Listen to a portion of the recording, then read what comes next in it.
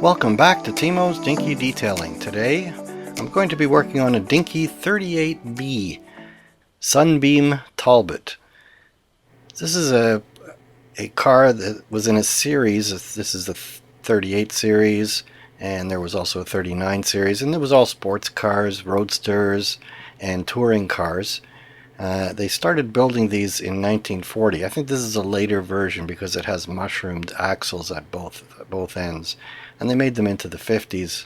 I don't know too many of the details about it, but anyway, this is a Sunbeam Talbot. It's in rough shape. You can see on the right side, the right rear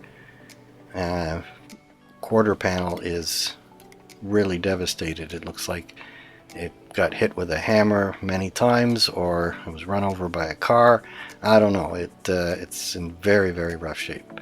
So I'm going to have to do something to try and get this back into something reasonable looking. You can see the tires, at least on the right side, have gone all mushy and then hardened, and paint is damaged. A lot of damage on this toy. So the first step, as usual for me, is to remove the base, and that involves drilling out these two rivets that are holding the base in.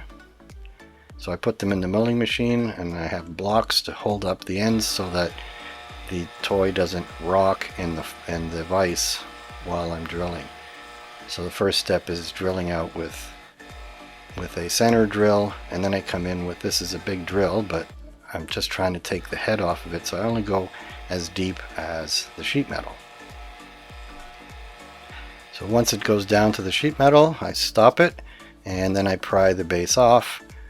And in this case, there's a little bit of the casting still there, so I take that off, and the base comes off. The rear axle, very distorted tires, and inside is the full windshield. It was all curled up inside. So at this stage, I go in and I tap drill these posts so I can tap them for a 440 screw. Now you'll see I've got this tap. It's a spiral flute tap, and at the top you can see there's a spring-loaded tap guide. That spiral flute makes the chips, the swarf, come out the top instead of being pushed into the bottom. So I put a screw, I do it for both holes, and put a button head cap screw in each. That's a 440. And now you can see the problem. This is the fender that's been crushed, and I'm trying to find a way to get in there so that I can push it back out again. The problem is there's those posts for the axles that are getting in the way. So here's a little trick I'm trying. I cut a little piece of steel, and I have that aluminum bar, and I'm able to get the thing relatively flat, at least at the one end, and the other end there's still a gap. So I've got my Starrett parallel clamp, and I can put significant pressure on that so I can straighten out the back of the quarter panel. But the problem is here, the whole thing is going flat, whereas on the other side what it is it's actually supposed to be bulging outward. And I'm not going to be able to do it this way, so I'm going to go on and I put a piece of steel in my vise, and I bring out my trusty hammer and start tapping away to see if I can get it to come out. So I get to play the blacksmith here. And I spend some time here doing this, trying to get that thing to come out. Maybe I should have heated it up a little bit, but I find that it doesn't change the softness of the material until it's getting close to the point where it's going to melt. So I kind of just try to stay safe doing it. I don't want to completely melt the toy, and then I can't finish the restoration. So I'm going to do as best I can. Now the base is sheet metal, and this is much easier to work with. It's twisted up quite a bit, and I start out with the parallel pliers. I recommend these for everybody's toolbox because for this small sheet metal stuff it's just absolutely brilliant. Now I can't get it completely to flat, so I go to the next stage, which is blacksmithing again. I got my hammer. This time I'm using the peening end and both ends, and I'm trying to get it flat, and you'd be surprised at how effective it is to be tapping it with the hammer like this. You think it would bounce, the material would bounce back, but it generally doesn't bounce back much. You hammer it flat and it stays flat. It's actually very satisfying to do these bases like this. So now I'm going to take the wheels off. I get rid of those bad tires. I can't even move the tire away from the mushroom without straightening the axle a little bit. And I use a file to take the mushroom off, and that way I can get these wheels off. Straightening it a bit more. And here's the other one. You can see it's just crumbling, and then it's stuck on there. You can't even get the thing off. Now this tire, actually two of the tires look pretty good, so I'm going to try to reuse those. They're a little bit spongy and they came off clean. And now you can see the axles, very, very bent. So I'm going to go back to my blacksmithing and I tap them a little bit. These are quite a soft steel, and so it's pretty easy to straighten them out. And that's why you're able to also mushroom them again, because they're that soft. So I got those straight, and now it's time to strip the paint off of the model.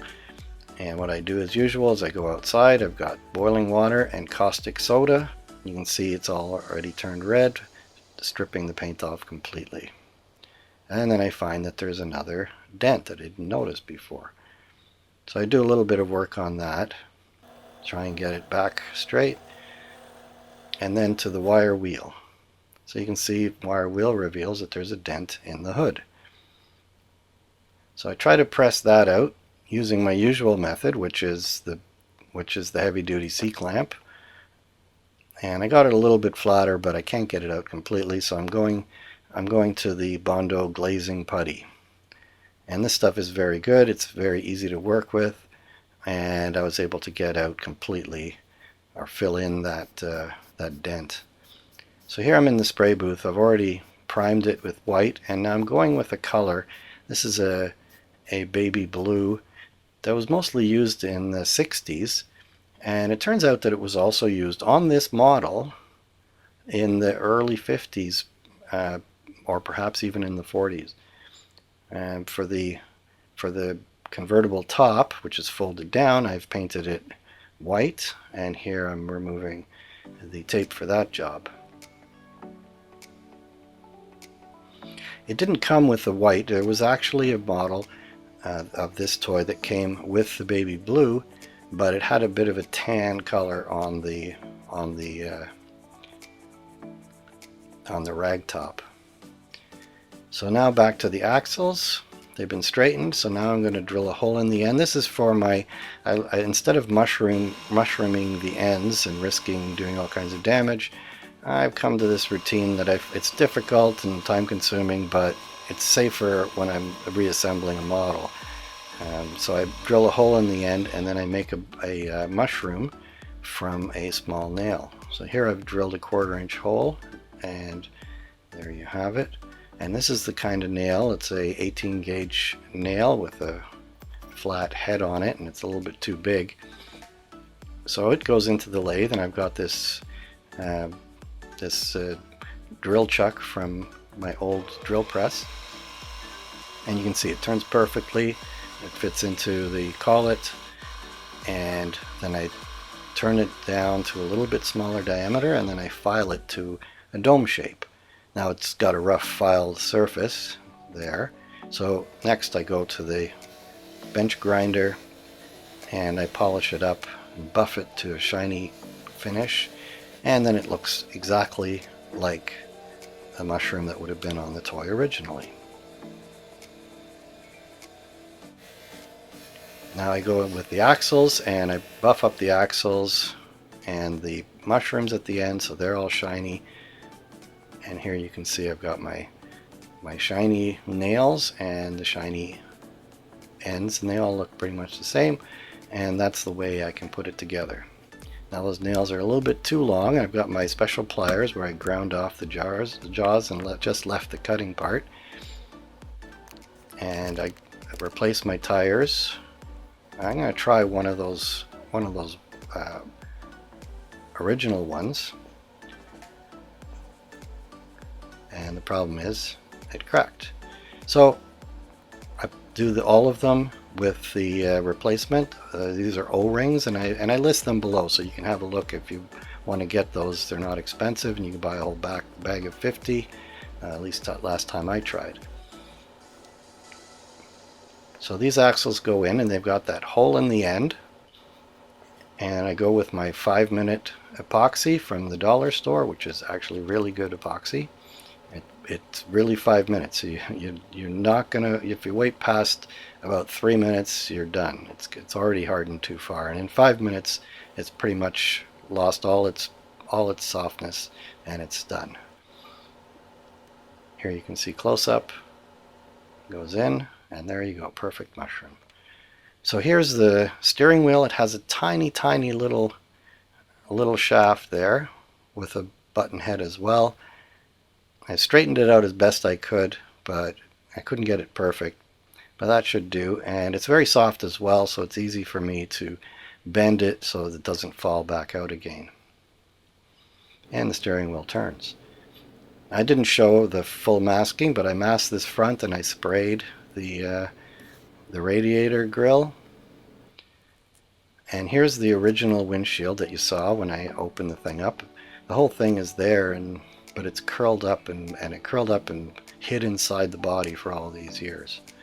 So I made up a new one, and that goes in through the bottom, and there's a big tail that sticks out, and the tail goes into the base. There's a slot in the base for it. So here I've got the base. The base has been painted. It didn't need much, but I put a coat of, I didn't even strip the old bluing off so it won't rust, and I put a coat of paint to make it nice, and there you go. And I cut that little plastic strip off afterwards. So these are the 3D printed headlights that I made. I don't know if I got the size exactly right, but it looks okay to me in the end. And I use again the 5-minute epoxy, and they push into those little receptacles.